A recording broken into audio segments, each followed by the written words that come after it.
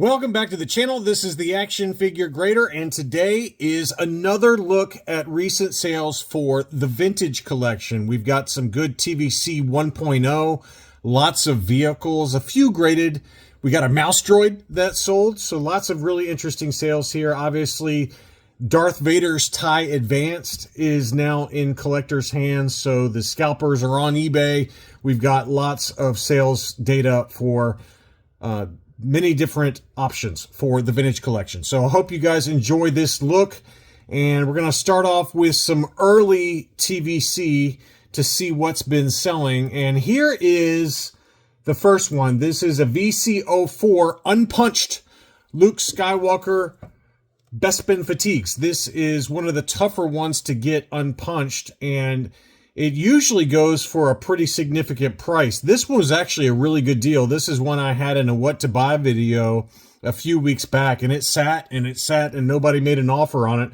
It finally did sell. It was listed for $320, and the best offer accepted on that was $250, which the only other recent data points I found were two unpunched VC04s that Power Droid sold on eBay, and the two data points were $400 and $450. So this one at $250 feels like a really good deal. It looked every bit of a nice unpunched example. So great deal there for somebody at $250. Some foil cards that sold.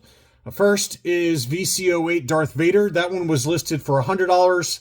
Best offer accepted on that was $80. Not a bad deal. You usually do see those creep over $100. And likewise for Clone Commander Cody VC19 on the foil card back. This one typically goes for $100 to $150, somewhere in that ballpark. This one had some very light edge wear to it at the bottom of the card, and that one sold for $140.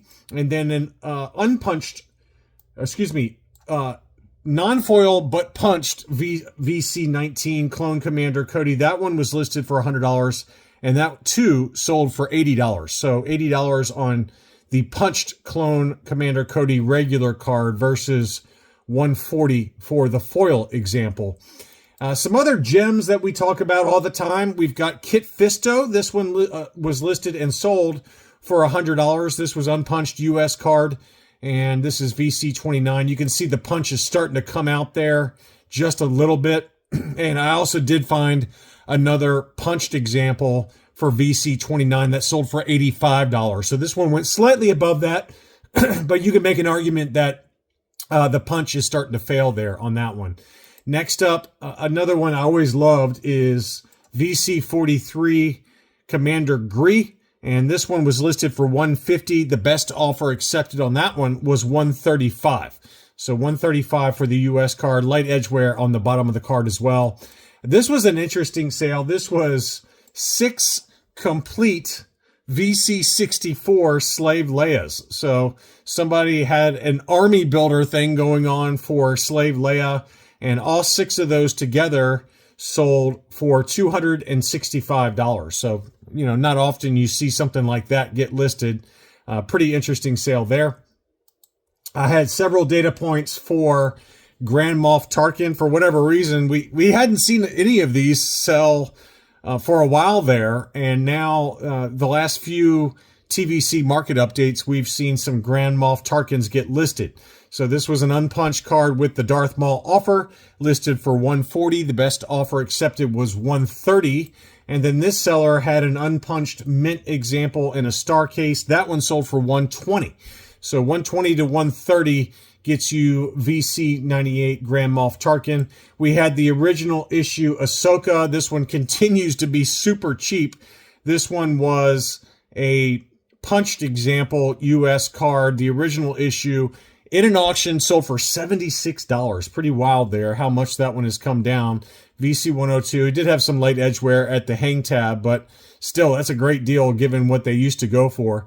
And then here is the mouse droid. Star Wars Galaxies, a pretty well-known seller, had this one available, and it did sell. This one sold for $688.50, and this was, pretty decent shape overall. Just some very light edge wear at the very top and the very bottom of the card, but you know, that one is an expensive one, as we all know.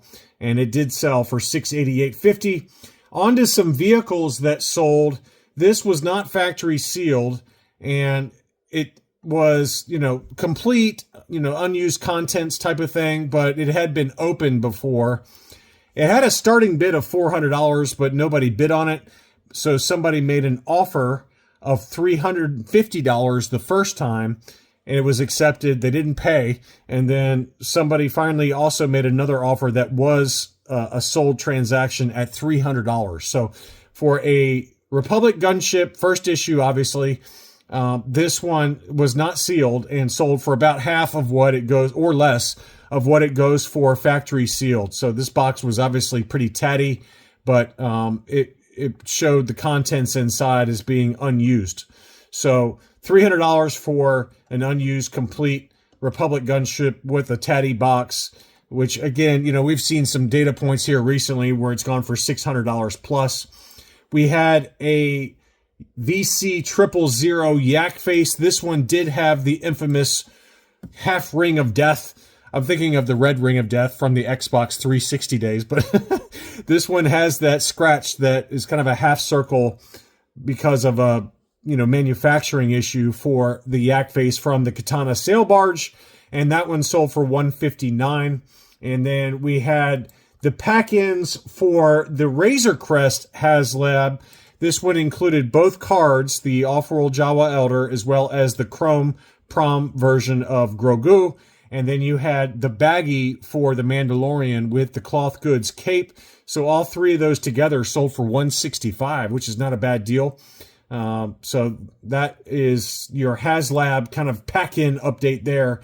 On to some other vehicles that sold. We had the Y-Wing fighter that sold for right in line with recent sales. This is the Toys R Us exclusive that sold for $180.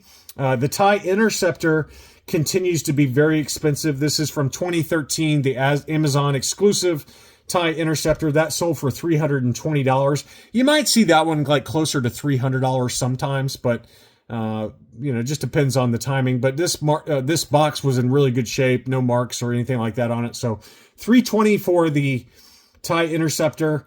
We had a really tatty box for the Empire Strikes Back version of the AT-AT.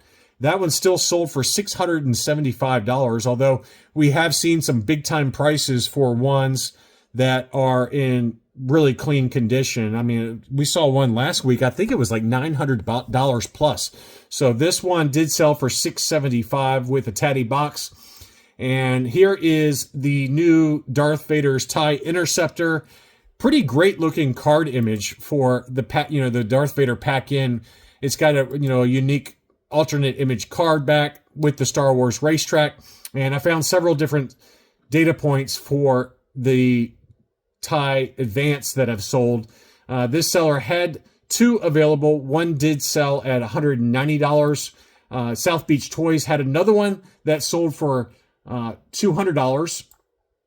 And then we had some graded items that also sold. Here was a CAS 90 Dr. Aphra comic set 3-pack with BT1 and 000, and obviously Dr. Aphra.